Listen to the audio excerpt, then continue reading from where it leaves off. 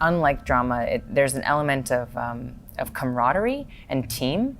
Not that my other shows or other experiences haven't had a team mentality, but there's something very playful and youthful about that kind of play. And after someone yells cut, the question is not how was I, the question is was it funny? Yeah. And I love that, because then it kind of takes it off of self, and all of a sudden you're a troupe, you're a team doing this thing. Filmmaker Magazine presents Back to One with Peter Rinaldi. Cassidy Freeman is an actor. She sat down with me in New York City to talk about the work. Do you have a typical way that you approach your preparation work for a character? And what is that? What is the first step in that process? The medium matters a lot. Whether there is a beginning, middle, and end matters. A movie or a play has a beginning, middle, and end. And I can do the work for that character in a closed circuit, so to speak. Yes. Whereas a character whom I may be living with for a season or 10 seasons, not knowing where she's going to go or where they're going to go, leaves more doors open. And is almost, in a strange way, less work on the front end, because there's just a lot of questions I don't know the answers to. When I know how it ends, and I'm going to be replaying it over and over again on stage, then there's a repetition, and there's a depth I need to go in for that character. I need to know a lot about where they came from and why they do what they do. And I daydream about those things when I'm on a hike, in the shower, like walking my dog, sometimes even when I'm at dinner with other people, which is probably not very kind. I like to think about what that person really wants and how I would go about getting it, and then how they would go about getting it. And I think about the Venn diagram of where those two things intersect. And I think that's sort of where the sweet spot of finding that character's motivation. That age-old joke, what's my motivation? There's something to that. Here's a quote from you that I want to read, and then I want to read it again later, but I'm going to ask you the first part of this now, and then the second part later. I'm intrigued. The quote from you goes like this: "You have to like your life outside of the business. If it too much rests on the yes or the no, you start to lose your sense, and also you lose your creativity." Some people listening might wonder, why is creativity important in acting? It's a performative art, it's an interpretive art. Can you just explain what you meant by that? I think that there could be plenty of definitions of creativity. I'm sure a different person sitting here would give you a different one. I think of creativity as magic, as like the spark, the time when you feel connected to source, to your greatest self, to your artistic self, however you want to describe that. But it's more of a feeling for me than it is something I can define or speak about eloquently. But it is a feeling, and I think that you don't have it all the time. You kind of have to wait for it, and you have to find it. You have to let it happen. And that only happens when you aren't in triage or stress or freaking out about whether you got the part, you didn't get the part, did I wear the right sweater, should I have done the accent, what is that person over there doing? So much of our life is based in comparison, and it's detrimental to our ability to be our best selves.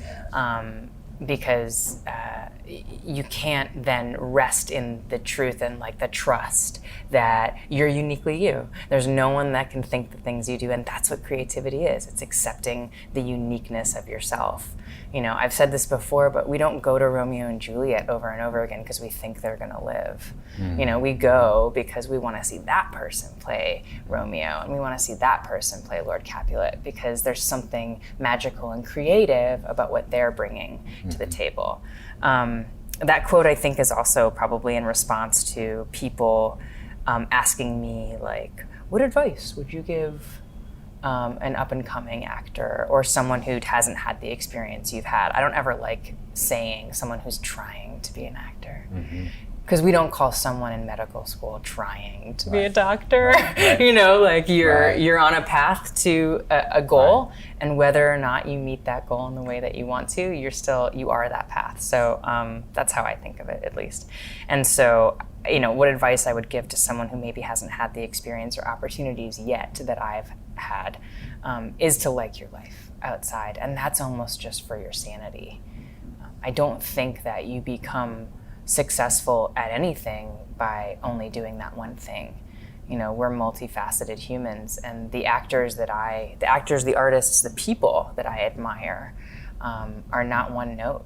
They're total beautiful chords of people. They have many, many notes to them.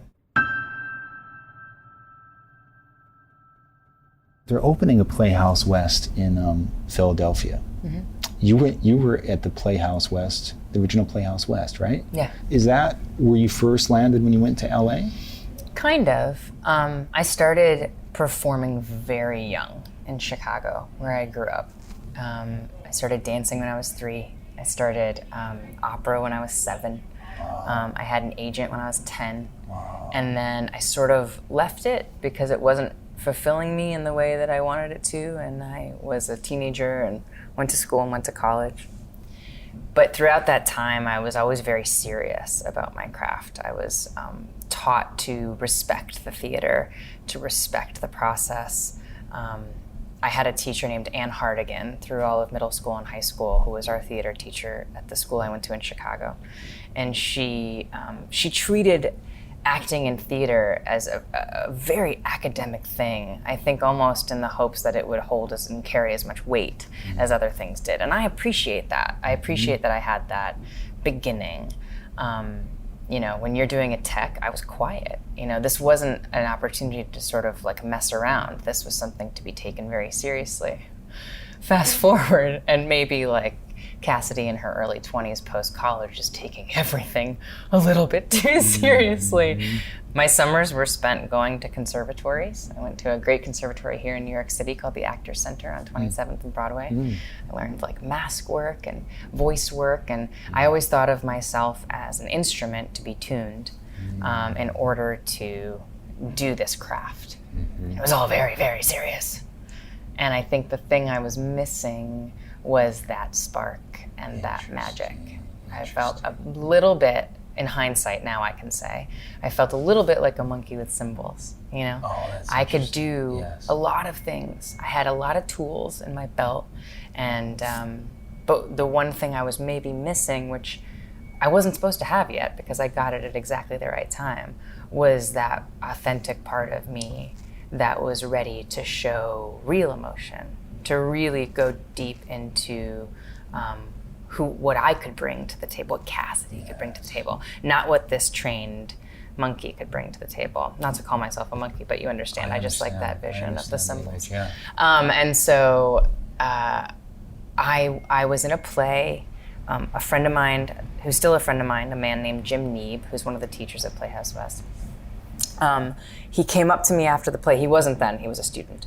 And he came up to me after the play and he said, I don't mean to be forward or weird, and I hope you understand this is completely, kosher.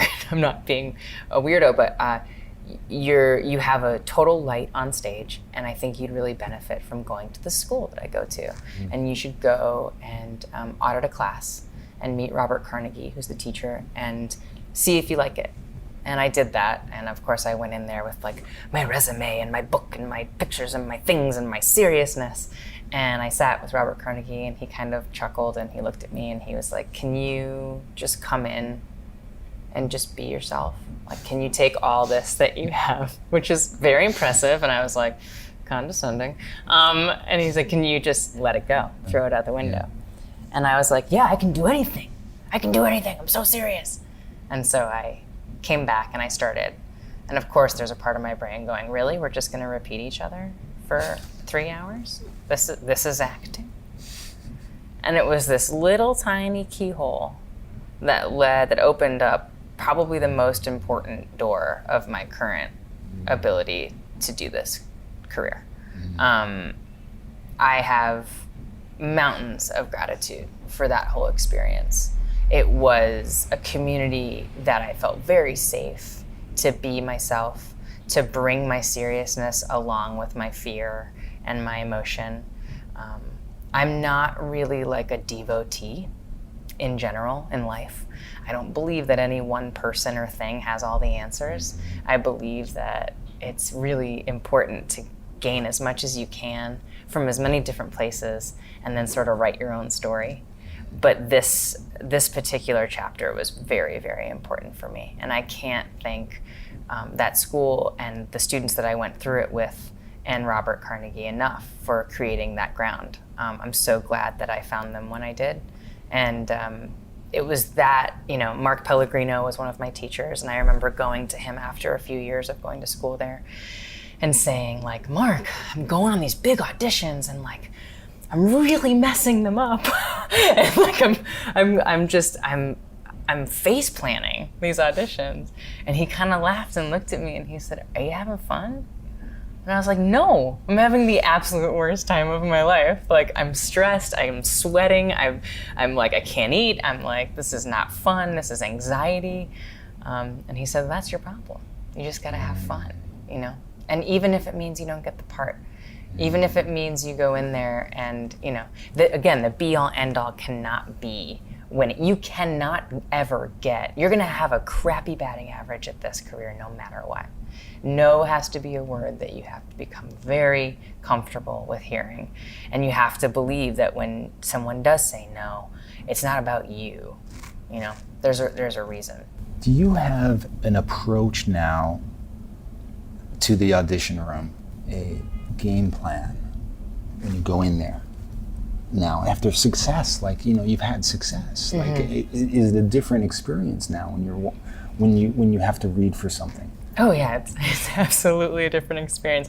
It's a different experience in general because I love that you said the audition room as if that still exists in the way that it used to, right? That's right. The audition rooms sort of become like that part of your house that your partner allows you to turn into the self-tape room. And it's a totally different process because one may say, oh, I love self-taping because I have the control, right? Well, there is no control. I'm gonna Buddha on everyone right now, and you think you have time. You don't. You have no control. There's no control over anything.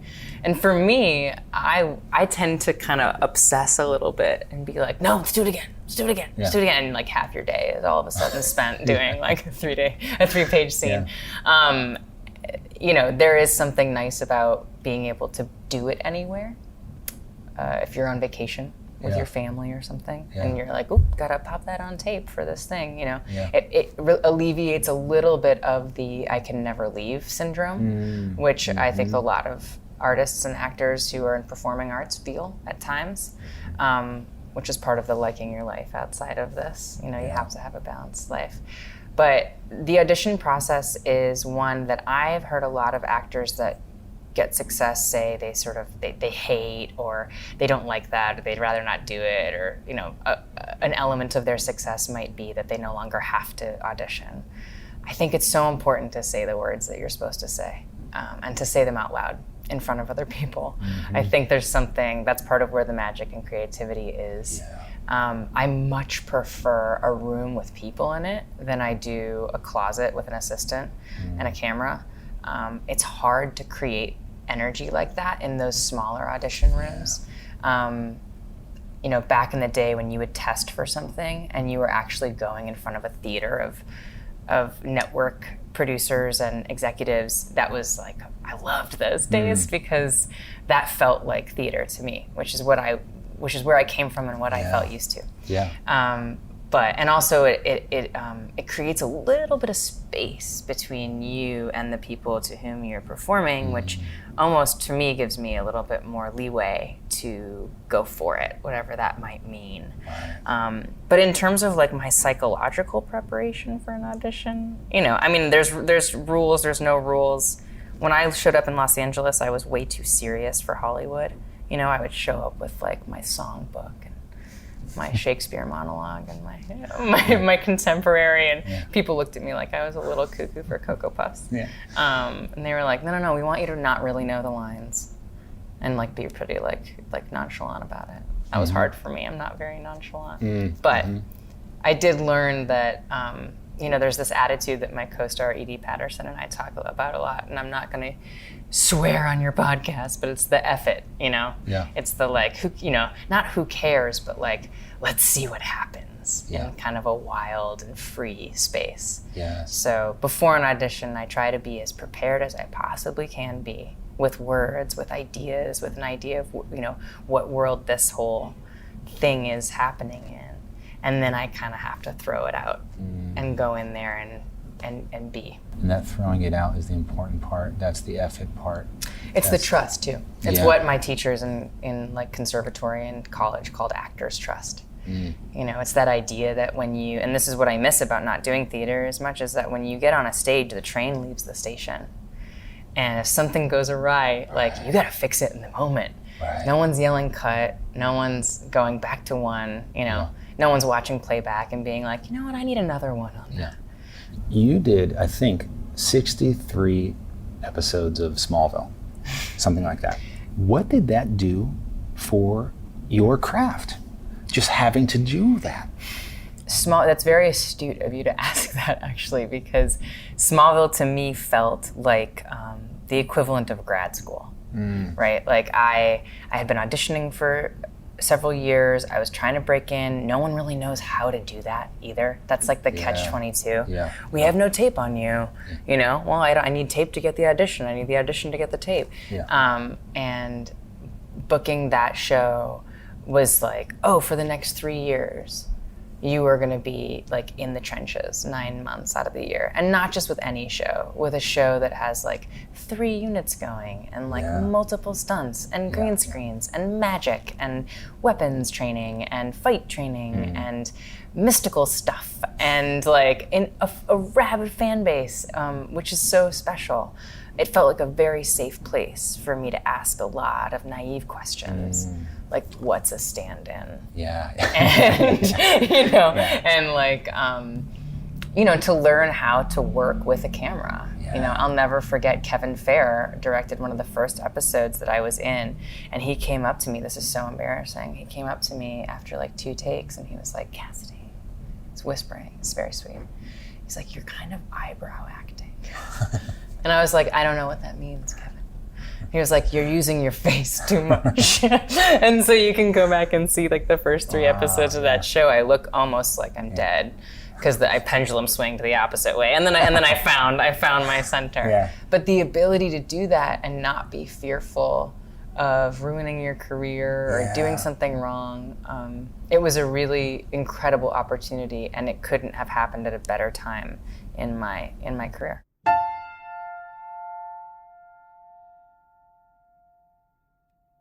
Talk to me about the Righteous Gemstones. I love this show. Thank This you. is different. Like, this is not the normal kind of bro comedy that some of these guys have done before, because it almost feels like a movie, like a long movie. Yeah. And there's so many layers to these characters. Yeah. And there's just a lot of hilarious moments. And just tell me, from your perspective as an actress going in with these guys, with McBride and Green directing some of these episodes, what this was like for you. To be invited into a comedy group such as this is such an awesome invitation, especially for a woman, because as I think we both know, there are not a lot of women in this world. I think and just not as many characters if you laid it out. That's true, I think, for most of movies and television, which I think is something that's changing these days, which is awesome. Yes. Because all stories are worth telling, and I think all stories have a place. That being said, there is something inherently misogynistic about the Gemstones, which is what I think you're asking about to a certain degree. And Edie and I fielded a lot of questions about this during the TCAs, where Judy Gemstone is the sister and not allowed to do the things that her brothers do. And Amber Gemstone is looked at as sort of this trophy wife that just like believes anything her husband says, And I think that neither of those things are actually true. I think that both of these characters are incredibly deep and have other motivations. And I think what's important for what I think is one of Danny's biggest wants for this show, which is not to take down women or to take down religion or to take down anyone, really. It's to shine a light on hypocrisy, which is a theme that is prevalent in this megachurch televangelism world, but also in many other worlds. In order to make the connection from that into these other worlds, yes, we could be NPR and we could hit you over the head with the facts, but he's doing it in this really kind of cool, covert, backdoor way of humor. And I think that the longer you watch the show, you will see the complexity, specifically of our female characters, deepen and come to light. And I think that it won't feel maybe as boy clubby as it does now. And I think that'll be satisfying. How do these guys make this comedy? Is it just a bunch of takes? Do they keep the camera rolling? Do they improv? And does this kind of whatever way it is done, does that fit in with the way you like to do this and the way you like to do comedy in particular? Yeah, I don't think that I ever had a workbook of how Cassidy likes to do comedy. But I do know that from the first time I met Danny, which was years ago actually, auditioning for another show of his, I really enjoyed the freedom to go off script.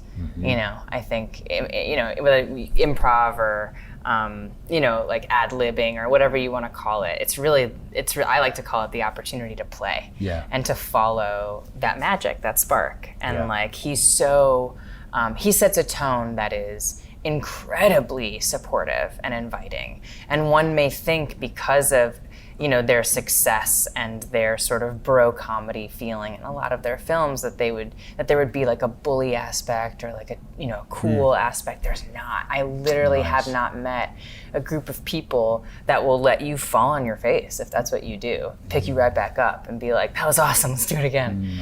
And what's cool about comedy that is new for me, because I don't have a lot of experience in film and television doing comedy, that unlike drama, there's an element of camaraderie and team. Not that my other shows or other experiences haven't had a team mentality, but there's something very playful and youthful about that kind of play.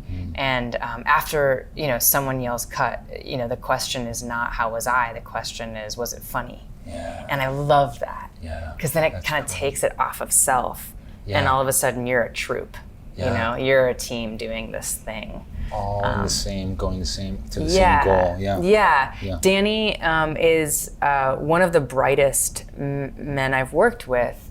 He's bizarrely well-read and very smart, and has a really keen idea of himself and also what he wants. And that's really refreshing as sort of a mentor or leader of this group, And then he chooses very wisely. The writers are incredible, and they're there all the time. Is that right? Which is fabulous. Edie is one of the writers on the show too, who plays Judy, which is so fabulous to have her voice in the room, because she's one of the most talented comics I've ever seen. Amazing. And the writers are always there, which means that if we're on set and something doesn't feel right, no one's calling a network or calling someone in a different state, or we're all there, and they have all these ideas. They have a box of ideas just ready to be oh, that's not working? Okay, try this. And there's a lot of improvisation. There's a lot of going off script. Obviously that like our ADs have to reel us in if we're going like way too far off into left field, but it's a very fertile ground for new ideas, new experiences, and like kind of going for it. That's so cool. Yeah. Going back to that quote, you have to like your life outside of the business. What do you do outside of the business that feeds your inner actor? Nature. I spend a lot of time in nature. I live in Santa Fe, New Mexico. That is a more recent sort of move. I still live in Los Angeles part-time, but I spend the majority of my time not working in Santa Fe because I like the way I feel when I am there.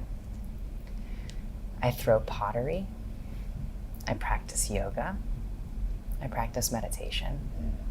And I travel to as many places as I can to experience different types of cultures, to remain hungry and eager to gain perspective on what it means to be a human in this world. And that, of course, helps the acting. Absolutely. Yeah. Cassidy Freeman, thank you. You're welcome. So much. Thank you. Really appreciate this. Yeah. Back to One is a production of Filmmaker Magazine, which is a publication of IFP, the Independent Filmmaker Project. Listen to back episodes of this podcast at filmmakermagazine.com or wherever you get your podcasts.